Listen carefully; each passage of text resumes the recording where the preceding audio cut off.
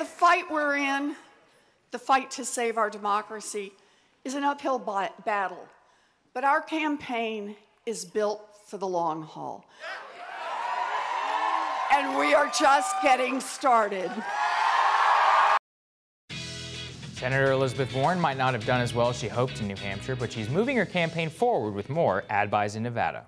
Here via Skype with his perspective on the New Hampshire primary and what comes next is Progressive Change Campaign Committee's co-founder and Warren supporter Adam Green. Great friend of the show and great to see you, Adam. Good to see you, Adam. Hey, good to be here.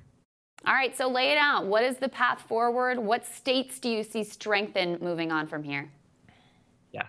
So look, the big kahuna is Super Tuesday. And the challenge for every candidate is to make sure they have momentum going into Super Tuesday when such a lion's share of the delegates will be selected.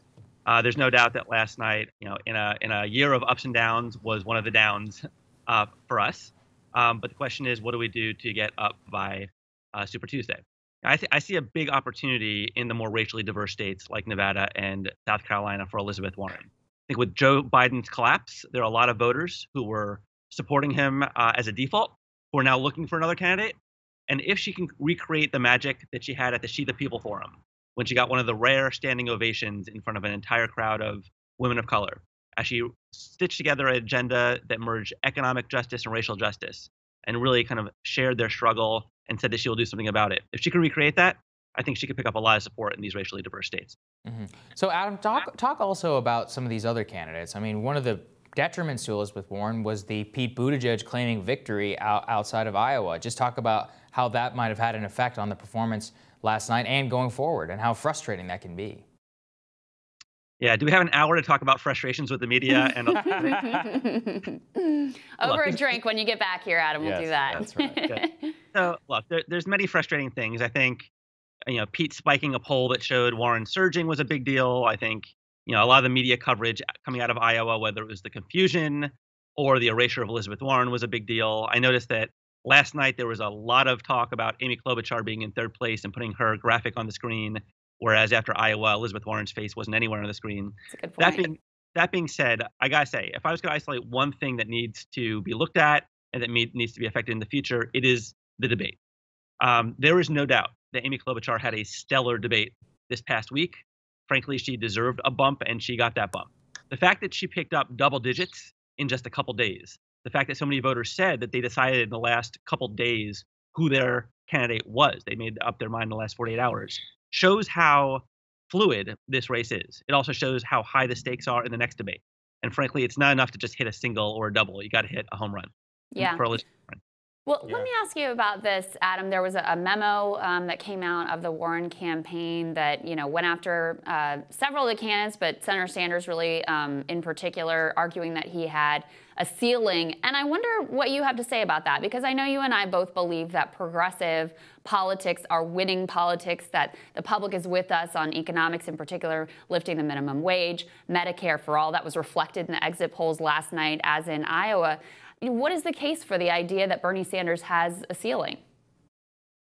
I don't know if I want to go into the whole case about that. I think, if there's a current snapshot right now, I think it is true that he has a lower ceiling than others.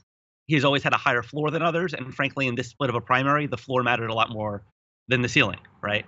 If you have a 80% ceiling and you're at 10% in the polls, it doesn't really matter much. So I would actually say that her best argument, as she compares and contrasts herself to Bernie Sanders, is the effectiveness argument. She is the only candidate who's a bold progressive, who's effective, and who can defeat Donald Trump. I think that Medicare for all is actually a good example. We are not close to the finish line of Medicare for all. We have about 15 votes in the Senate. Holding a rally in Mitch McConnell's home state won't pass it.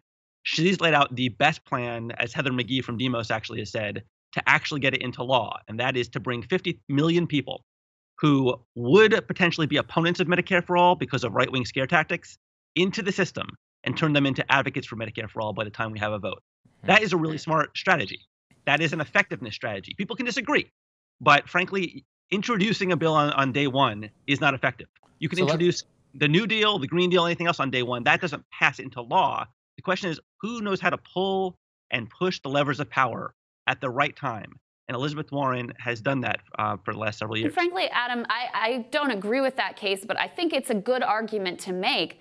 It's not the argument that we're hearing her or, her close advisors make. I would keep your eye out for the word effective increasingly. Ourselves, Deb Haaland, the New Hampshire former speaker who introduced Elizabeth Warren recently, all have talked about how she's the only candidate who is a bold progressive, effective, and can defeat Trump. And Elizabeth Warren yesterday actually did start making this case as she talked about, how Bernie Sanders would not agree to some things that she did. I actually think there's another case to be made, another point along the same line of thought, which is, as someone who interviews candidates all the time, I'm always actually kind of confounded a little bit why some people think it's compelling to say that they are consistently fighting for the same exact thing for 30 years, when the end of that sentence is and losing, right? Elizabeth Warren came to Washington, D.C. just several years ago with one top priority, and that was the Consumer Financial Protection Bureau. She was told it couldn't be done. She put together a coalition on the outside, on the inside. She fought for it, and it became the crown jewel of Wall Street reform. And that was before she was even a senator. And she's done more things like that since then. So I think that's a case she needs to advance. Now, look, I love Bernie Sanders' values. I would just say to most Bernie Sanders voters, if you agree with those values, your best bet to actually get them done is Elizabeth Warren. So let me ask you this, Adam, which is the conundrum is that whenever she introduced the Medicare for All bill, is that actually coincided whenever you saw a drop off in several of the states of her popularity because Bernie Sanders is actually most trusted on health care amongst Democratic voters. How do you square that circle? Yeah, I mean, I think that when she introduced her own plan, frankly, and felt sturdy defending it, the attack stopped, and any poll dip stopped from that point. I mean, if you really think about it, she took the most incoming fire and saw a resulting drop in the polls when she was defending Bernie's plan. He is out there talking about raising taxes on the middle class. I will defend that if he is the nominee and point out the costs will go down, even if technically taxes go up. But she figured out the math, which he still has not done, and figured out that you can do it by taxing the rich and giant corporations, and felt much more confident and full-throated in making that case.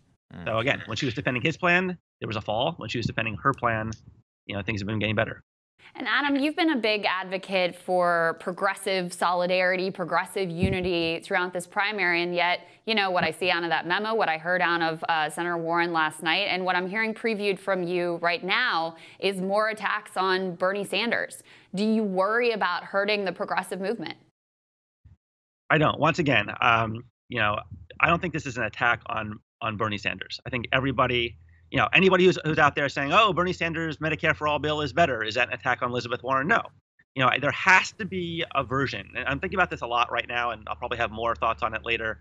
Sure. There has to be a way to have progressive unity and eventually Democratic Party unity while still having an honest conversation about real differences between candidates, whether it's on their issue positions, where there's not a lot of day between Sanders and Warren, or effectiveness, where there is a lot of day, right? If I'm looking at those three checkboxes of bold, progressive, effective, and can defeat Trump, let's look at Joe Biden.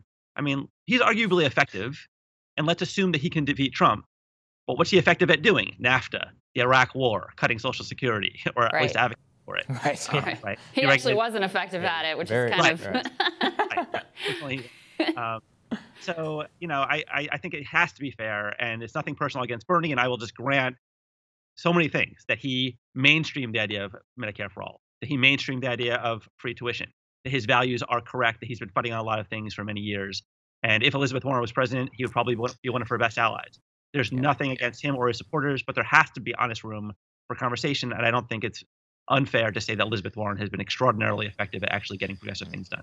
Look, I personally agree with you, as you know, that I actually think there should have been a more robust debate in this primary because the stakes are really important. I don't begrudge her from that, but I do think it feels a little different from the case that was being made earlier for just solidarity, unity, et cetera. But we will continue to have these discussions. We always are grateful for your perspective, Adam. Thank you. Sounds good. Thank you. Next on Rising, the other billionaire in the race, Tom Steyer. He's rising in the South Carolina polls. Steyer's press secretary, Patrice Snow. She explains more about their South Carolina push. That's next.